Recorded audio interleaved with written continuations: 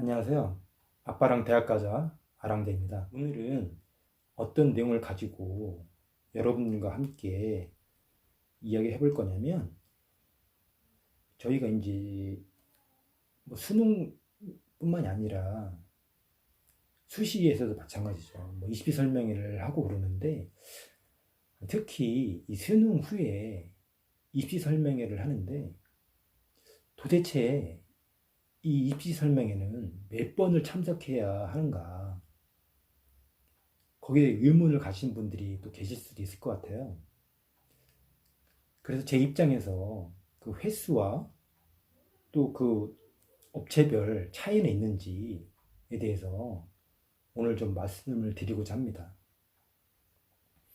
저도 아이가 첫 번째 아이기 때문에 입시 설명회를 몇 번을 참석해야 되는지, 그리고 또 어느 업체를 선정을 해야 되는지를 좀 망설였던 부분이 있어요. 그래서 저는 일단 어, 인터넷이나 여러 가지 채널을 통해서 그 업체들의 선호도나 또 정확도 뭐 이런 것들을 제 나름대로 정보를 좀 얻어서 참가를 어느 업체를 참가를 해야 되는지 염두 판단을 좀 했었는데요. 막상 아이가 시험을 치르고 나니까 모든 곳에 다 의지하고 싶은 그런 생각이 들더라고요. 뭐 그런 생각 들었지만 그래도 몇 군데는 출애되지 않겠느냐 해서 한두 군데 선별을 하고, 그리고 뭐 공교육에서 하는 그 음식 설명회도 한번 참석을 해야겠다 이렇게 마음을 먹게 되었습니다.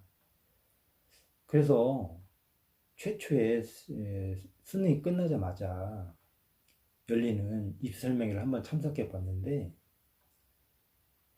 한두 군데 참석을 해봤죠. 그런데 차이가 결론적으로는 없는 것 같습니다. 어느 업체를 참석은 간에 차이는 없다. 제 개인적인 생각은 그렇습니다. 왜 그러냐면 업체별로 다 있다고 하지만 더 이상 특별할 게 없다는 거죠.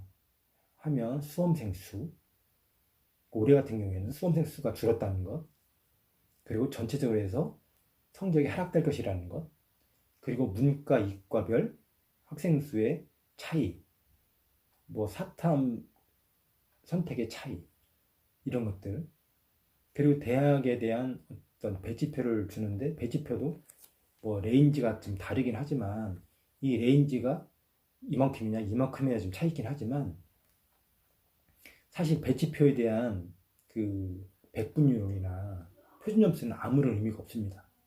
사실 대학 가는데. 그렇기 때문에 업체를 설명회를 많이 참석할 필요가 없다라는 게 제 결론입니다. 특히 수능 시험 성적이 발표되기 전에 참석하는 입시 설명회는 많이 참석할 필요가 없다. 제 개인적으로 이렇게 생각을 합니다.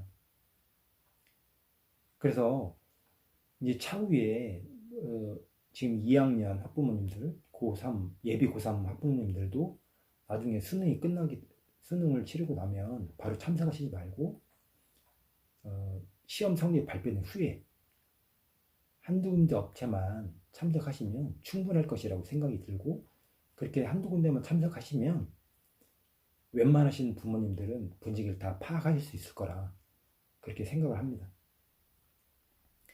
그리고 그럼 업체별 차이는 있느냐? 앞에서 잠깐 말씀드렸지만 업체별 차이는 상당히 미비합니다. 거의 없다고 봐도 상관이 없을 정도입니다. 그분들이 모두 입시의 전문가이시긴 하지만 그 수능에 대한 결과는 똑같거든요. 그래서 아무리 분석을 한다 해도 달라질 수가 없습니다. A 업체에서 분석했는데 수험생 수가 45만이었던 게 50만이 될 수도 없고, 또 수능 뭐 사탐, 과탐별로 응시하는 것이 차이가 날 수도 없고, 다 똑같습니다. 데이터베이스는. 그렇기 때문에 분석을 하더라도 큰 틀에서 벗어날 수가 없습니다. 그래서 업체 차이도 없다. 이렇게 생각하시면 될 것 같아요.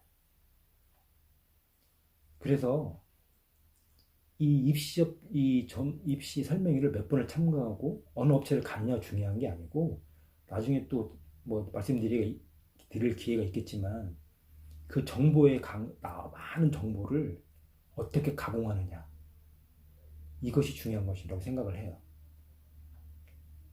그래서 다음에 또 세세히라기보다는 자세히 말씀을 드리겠지만, 입시 설명회나 횟수나 또 입시 업체 간의 차이는 미미하다, 차이가 없다, 그래서 많이 참석할 필요성이 없다, 이렇게 생각하시면 될 것이라고 결론을 내립니다. 오늘도 입시 설명회와 입시 업체 간의 차이에 대해서 간단히 말씀을 드렸는데, 분위기는 그렇다라는 것을 좀 알고 계시고, 막막한 불안감을 좀 해소할 수 있는, 차후에 펼쳐질 그런 불안감을 좀 약간이나마 해소시킬 수 있는 그런 시간이 되었다면 저는 만족할 것 같습니다.